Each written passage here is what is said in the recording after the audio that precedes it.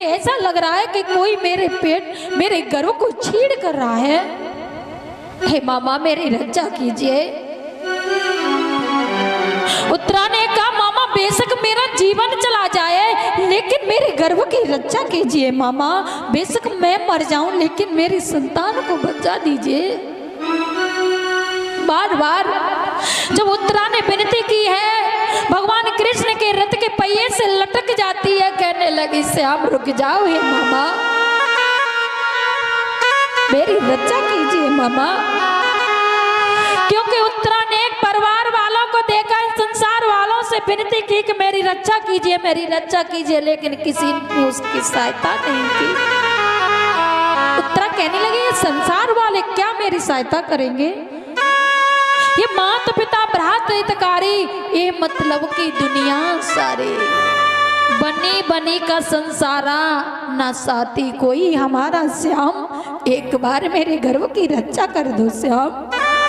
हे मामा जब बार बार विनती की है उत्तरा ने, उसी समय मेरे प्रभु ने अपने सुदर्शन चक्र को आदेश दिया, उत्तरा के गर्भ की रक्षा की है। उत्तरा ने कहा पाही पाही महायोगे देव देव जगतपते, हे देवों के देव हे जगत पिता हे परमात्मा मेरी रक्षा करो। जब रक्षा किया उसी समय कुंती ने देखा कि जो श्याम है इसने उत्तरा के गर्भ की रक्षा की है, ये कोई साधारण व्यक्ति नहीं हो सकता है। उसी समय देवी कुंती क्या करती है, भगवान कृष्ण के चरणों में गिर जाती है। जब श्याम के चरणों को पकड़ा है देवी कुंती ने, श्याम ने कहा अरे बुआ तू ये क्या कर रही है, तू मेरे चरणों को पकड़ रही है, तू मेरे चरण छू रही है, मैं तेरा भतीजा हूँ और तू बुआ हो करके मेरे चरण पकड़ रही है। कुंती ने कहा कृष्ण आज तक मैं तुझे अपना भतीजा समझती रही, लेकिन जब तूने उत्तरा के गर्भ की रक्षा की तो मुझे पता चला तू कोई साधारण व्यक्ति नहीं हो सकता, तू तो कोई मुझे परमात्मा दिखाई देता है। क्योंकि जब जब मेरे पुत्रों पर संकट आया तब तब चल करके तूने मेरे पुत्रों की रक्षा की।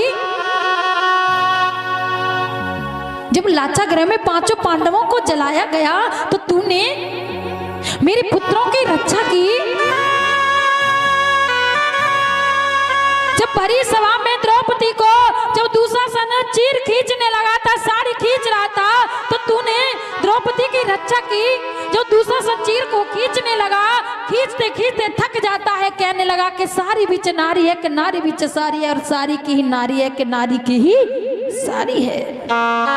भरी सभा में तूने द्रौपदी की लाज बचाई, और जब आज जब उत्तरा के गर्भ की तूने रक्षा की है तो तू कोई साधारण नहीं हो सकता है। नमः पंकज ना भागे नमः पंकज मालिनी, नमः पंकज नेत्राय नमस्तुते पंक जाग्रहे।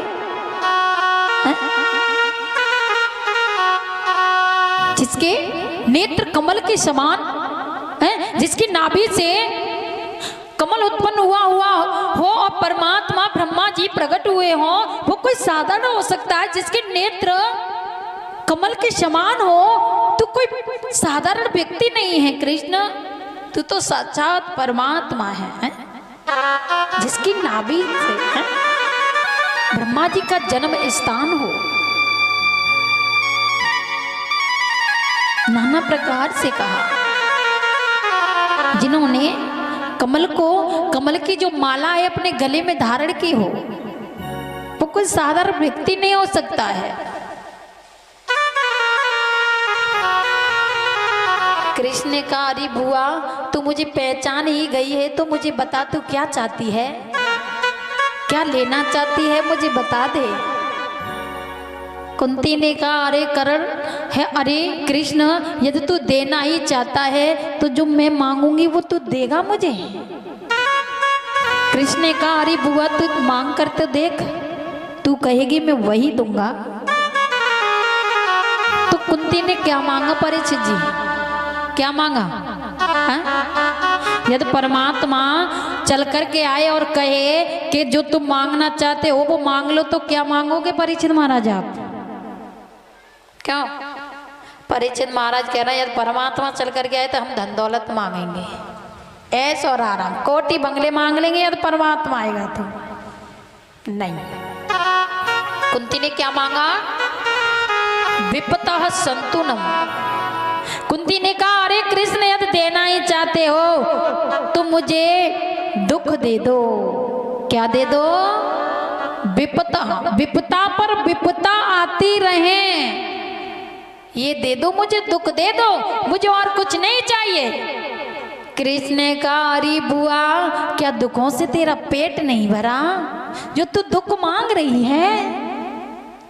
कुंती ने कहा अरे कृष्ण यदि तू मुझे सुख दे देगा तो मैं सुख में तेरा नाम लेना भूल जाऊंगी, मैं तुझे भूल जाऊंगी।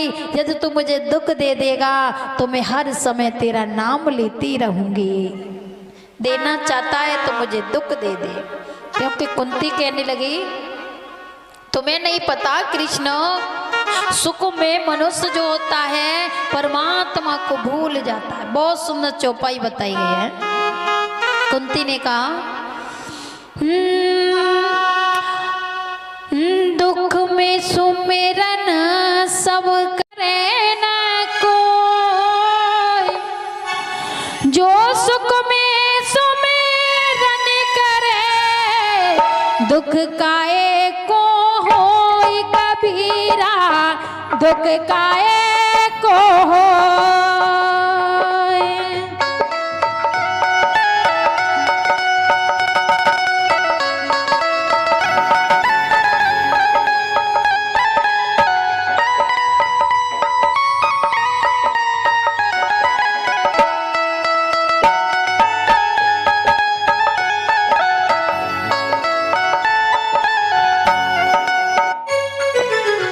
दुख में सुमिरन सब करे, सुख में करे न कोई।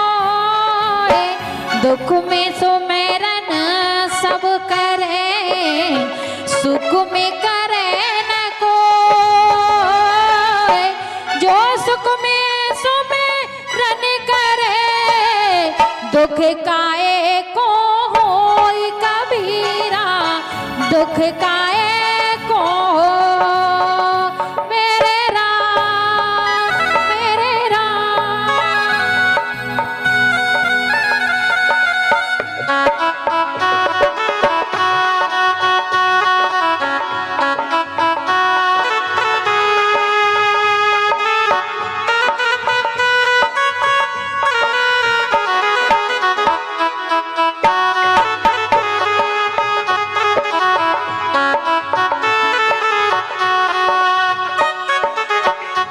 ने कहा कृष्ण दुख में सुमिरन सब करे और सुख में करे न कोई, और जो सुख में सुमिरन करे तो दुख का एक होए। ये जो संसार है ना स्वार्थ से भरा पड़ा है। हाँ, जब तक हम सुख है, हमारे पास धन है, दौलत है, सब कुछ है, तो हम परमात्मा को भूल जाते हैं। यदि थोड़ा सा भी संकट आ गया ना, थोड़ा सा भी दुख भी आ गया तो परमात्मा को याद करने लगते हैं, क्योंकि सुख में परमात्मा को भूल जाते हैं। कुंती ने कहा कृष्ण सुख मुझे दे देगा ना तो मैं तुझे भूल जाऊंगी, इसलिए मुझे विपदा दे दे, मुझे दुख दे दे, मैं हर समय तेरा नाम लेती रहूं। क्योंकि सबको सुख चाहिए, दुख किसी को नहीं चाहिए। क्यों परीक्षित महाराज, चाहिए कि नहीं चाहिए? दुख कोई नहीं चाहता है कि हमें दुख मिल जाए, लेकिन परमात्मा की भी प्राप्ति दुख में ही होती है, सुख में नहीं होती है। होती है परमात्मा की प्राप्ति सुख में? नहीं होती, क्योंकि सुख में कोई चाहता ही नहीं है कि परमात्मा मिल जाए। है? जब घर में शादी होती है, बेटे की शादी हो या नाते की शादी हो या बेटी की शादी हो, तो इतनी प्रसन्नता होती है, इतनी खुशी होती है, इतनी खुशी होती है कि परमात्मा को भूल जाते हैं। भूल जाते कि नहीं भूल जाते हैं? कहाँ का परमात्मा, कैसा परमात्मा है? ऐस मौज करो, क्या होगा परमात्मा का है? देखा है किसी ने परमात्मा? तो सब वैसे ही चल रहा है। हाँ, कभी नहीं कहना चाहिए कि परमात्मा नहीं है। यदि परमात्मा ने अपनी आंखों को बंद कर लिया ना, एक पलक झपकने पर ही सृष्टि का विनाश हो जाता है। हाँ, इसलिए कभी हमें परमात्मा को भूलना नहीं चाहिए। परमात्मा तो हर समय है, लेकिन वो दिखाई नहीं देता है क्योंकि हमारे विचार ही ऐसे हैं। क्योंकि जब हम भोजन कर लेते हैं तो हमारे भोजन का पाचन कौन करता है? परीक्षित महाराज, कौन करता है? परमात्मा करता है कि नहीं करता है? और जब रात्रि में सो जाते हैं तो हमारी देख रेख कौन करता है? हमारी रक्षा कौन करता है?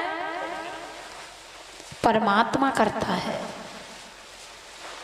कभी हमें ये नहीं कहना चाहिए कि परमात्मा नहीं है। परमात्मा हर वस्तु में, हर चीज में, हर जगह है परमात्मा। बोलिए वृंदावन बिहारी लाल की जय। जय श्री राधे। देखिए सुंदर सा भजन।